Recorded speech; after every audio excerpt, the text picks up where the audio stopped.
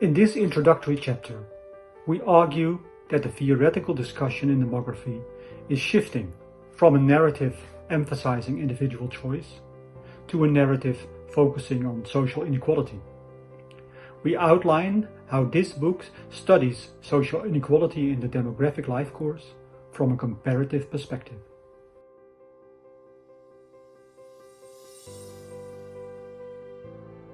This chapter focuses on the link between parental socioeconomic status and union formation and dissolution.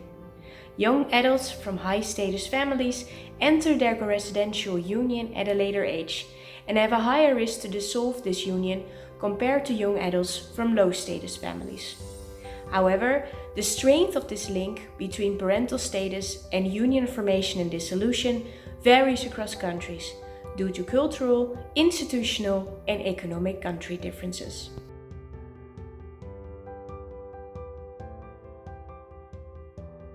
In this chapter, I examine to what extent the effect of parental SES on partner status at first birth is mediated through own SES. I examine this in 16 North American and European countries. The results suggest that in many countries next to the intergenerational transmission of SES, parental SES also plays a very important role in explaining partner status at first birth.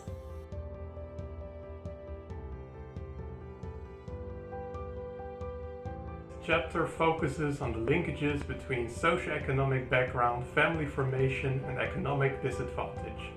Results show that, while family formation patterns has changed, the influence of socioeconomic background has persisted over time.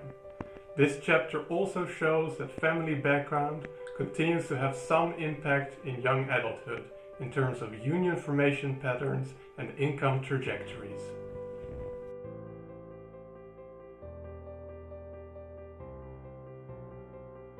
This chapter focuses on adult family-related experiences and the manner in which they affect later life well-being outcomes such as loneliness, employment, and earnings.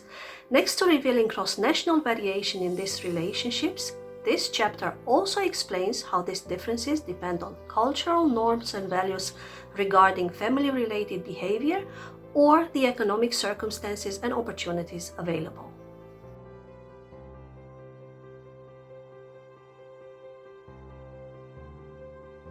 This methodological chapter introduces a new method of analysis for nested data structures with 2 levels and a small level 2 sample size. This is a situation often encountered in cross-national research. The 2-step meta-analytical approach presented allows the testing of hypotheses similar to the ones tested by multi-level modeling, but provides reliable conclusions even when few countries are analyzed.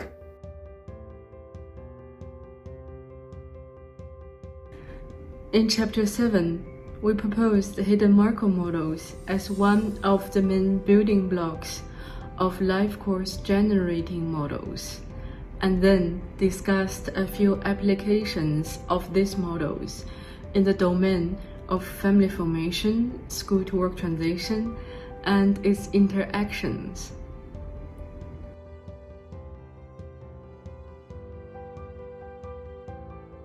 In this chapter, I discussed the social mechanisms explaining how demographic behavior is transmitted from one generation to the next. I argue in favor of widening the theoretical perspective. This will enable us to understand how the family of origin shapes the life courses of young adults and how the country context moderates the reproduction of social inequalities within families.